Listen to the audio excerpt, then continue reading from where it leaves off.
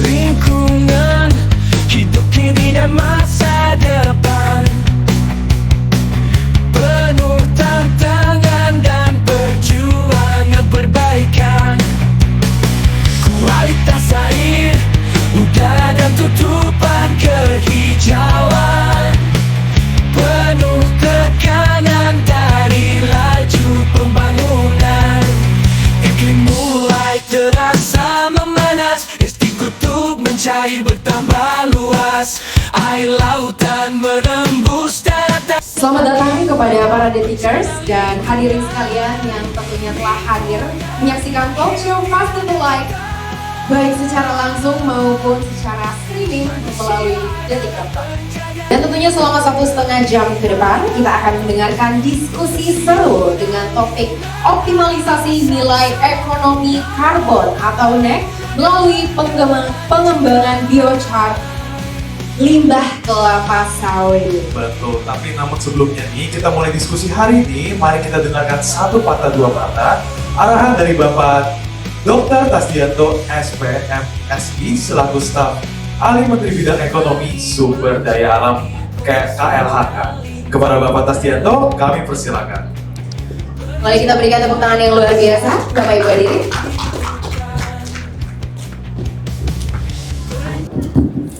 Assalamualaikum warahmatullahi wabarakatuh. Selamat sore, salam sejahtera untuk kita semua. Yang saya hormati dan banggakan para narasumber.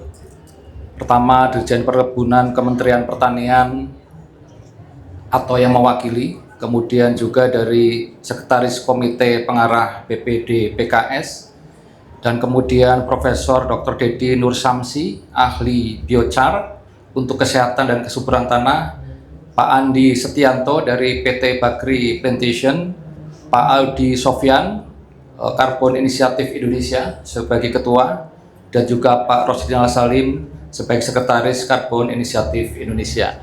Dan tentunya juga kepada Saudari Nami Afrah, ini Putri Bumi Indonesia, dan Saudara Wendy Fernandas, Putra Agrowisata Indonesia. Ini adalah duta-duta pemuda-pemudi kita yang kemudian mengajak para pemuda Indonesia untuk peduli terhadap lingkungan hidup. Pertama-tama kita panjatkan puji syukur kehadirat Allah Subhanahu wa taala yang telah memberi kesempatan untuk kita dapat berkumpul di acara talk show optimalisasi nilai ekonomi karbon melalui pengembangan biochar limbah kelapa sawit. Nuansa kolaborasi tampak nyata di forum ini karena dihadiri oleh unsur pentahelik, ada dari pemerintah, kemudian juga dunia usaha, akademisi, media dan civil society, ya. Bahkan juga dihadiri oleh duta-duta generasi muda yang tadi berperan sebagai MC. Bapak Ibu sekalian, ya, konsep ekonomi konvensional kini rasanya telah bergeser menjadi ekonomi hijau dan ekonomi biru. Kedua konsep tersebut selaras dengan memperkuat paradigma pembangunan berkelanjutan yang tengah dijalankan oleh bangsa-bangsa di dunia, termasuk Indonesia tentunya. Konsep ekonomi ini terus dikaji dan dikembangkan dalam rangka meraih masa depan kehidupan yang lebih baik, menyikapi juga dampak industri yang menyisakan limbah. Telah dikonstruksi sebuah konsep ekonomi sirkular yang mengubah sistem ekonomi konvensional yang bersifat linear, ya, take, make, and waste, ya.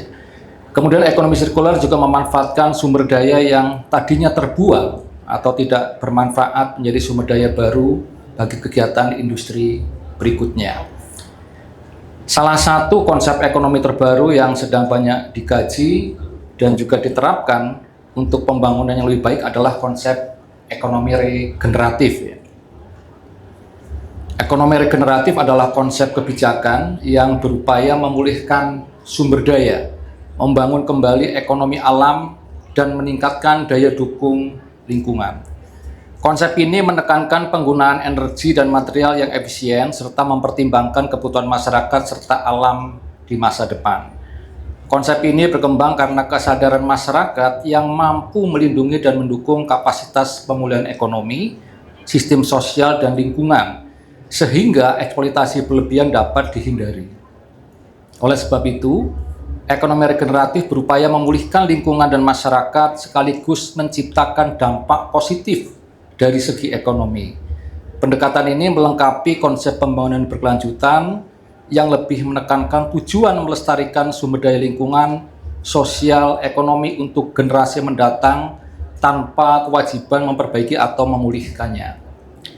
Bapak Ibu sekalian, pertumbuhan ekonomi Indonesia saat ini di triwulan kedua ini dalam kisaran 5,05% dan menurun sedikit dibanding triwulan kedua dalam kisaran 5,11%. Kedepan pertumbuhan ekonomi 2024 diperkirakan tetap kuat dalam kisaran 4,7 sampai 5,5% yang didukung oleh permintaan domestik sejalan dengan pembangunan proyek strategis nasional.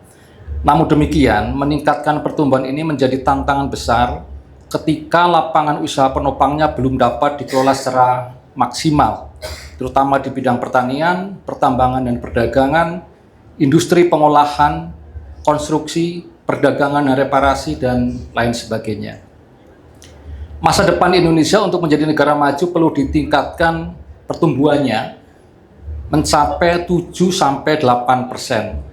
Hal ini perlu mencari sumber ekonomi baru yang sekiranya dapat menopang pertumbuhan ekonomi tersebut.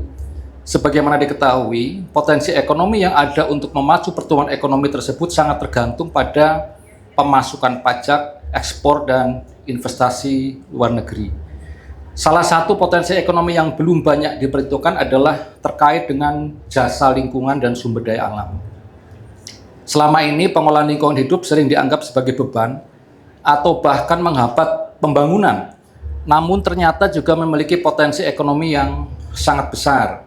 Selaras hal tersebut, pemerintah RI telah menerbitkan Perpres nomor 98 tahun 2021 tentang penyelenggaraan nilai ekonomi karbon dan ditindaklanjuti dengan Peraturan Menteri LHK nomor 21 tahun 2022 tentang tata laksana penyelenggaraan nilai ekonomi karbon. Sebagai gambaran, potensi perdagangan karbon di Indonesia yang diprediksi oleh Kementerian Lingkungan Hidup dan Kehutanan akan dapat mencapai sekitar 350 triliun dikarenakan Indonesia mampu menyerap sekitar 113,2 gigaton karbon. Nilai tersebut diperoleh dari luasnya hutan hujan tropis yang merupakan terbesar ketiga di dunia. Sedangkan luas hutan mangrove di Indonesia mencapai 3,31 juta hektar yang mampu menyerap emisi karbon sekitar 950 ton karbon per hektar atau setara dengan 33 miliar karbon untuk seluruh hutan mangrove. Sementara itu, di sisi lain juga Carbon Trade Association bahwa potensi ekonomi karbon di Indonesia mencapai 565,9 miliar US dollar atau sekitar 8.488 triliun rupiah. Dan World Bank juga tengah menilai alam melalui program Nature Valuation terhadap jasa lingkungan wisata objek hutan yang didapat mencapai 401,5 juta US dollar atau setara dengan 6,5 triliun. Bapak Ibu sekalian, inovasi di bidang pertanian dan perkebunan akan sangat penting dalam upaya pengendalian perubahan iklim. Salah satu yang sedang banyak dikaji dan diterapkan adalah terkait dengan limbah biochar dan dari perkebunan kelapa sawit. Badan Sains dan Teknologi Jepang dan Malaysia juga kini telah menemukan inovasi mengubah limbah pohon kelapa sawit menjadi biomasa yang berfungsi sebagai sumber energi terbarukan. Inovasi tersebut memanfaatkan batang pohon kelapa sawit yang telah ditebang dan mengubahnya menjadi pelet bahan bakar serta mendaur ulang cairan yang dihasilkannya. Bisnis dan pemerintah tentunya juga telah memasukkan pertimbangan pengurangan emisi gas rumah kaca dan ekonomi Indonesia masih banyak tergantung pada penerimaan negara dan devisa dari hasil ekspor CPO dan turunannya, sumber daya hayati dan pertanian lainnya. Indonesia harus siap menyesuaikan diri dengan masa depan perdagangan menuju ke rantai nilai produksi dan distribusi yang rendah, emisi karbon bahkan nol emisi, termasuk pada produk-produk yang ramah lingkungan dan rendah emisi karbon. Di Indonesia saat ini dapat mengembangkan inovasi dengan pemanfaatan limbah perkebunan kelapa sawit menjadi produk yang lebih bermanfaat, salah satu potensi terbesar adalah biochar yang dapat dimanfaatkan untuk memperbaiki tanah perkebunan kelapa sawit. Dengan demikian, biochar dapat sebagai alternatif mencegah terlepasnya karbon dioksida dan gas metana ke atmosfer sebagai gas rumah kaca. Di sisi lain, juga dapat meminimalisir limbah dari program peremajaan sawit. Inovasi tersebut telah banyak dikaji oleh beberapa ilmuwan kompeten di Indonesia. Hal ini tentu disadari memerlukan dukungan formulasi kebijakan yang sejalan. Demikian yang dapat kami sampaikan. Selamat melaksanakan kegiatan talk show.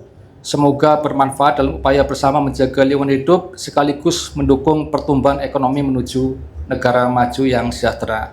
Terima kasih. Assalamualaikum warahmatullahi wabarakatuh.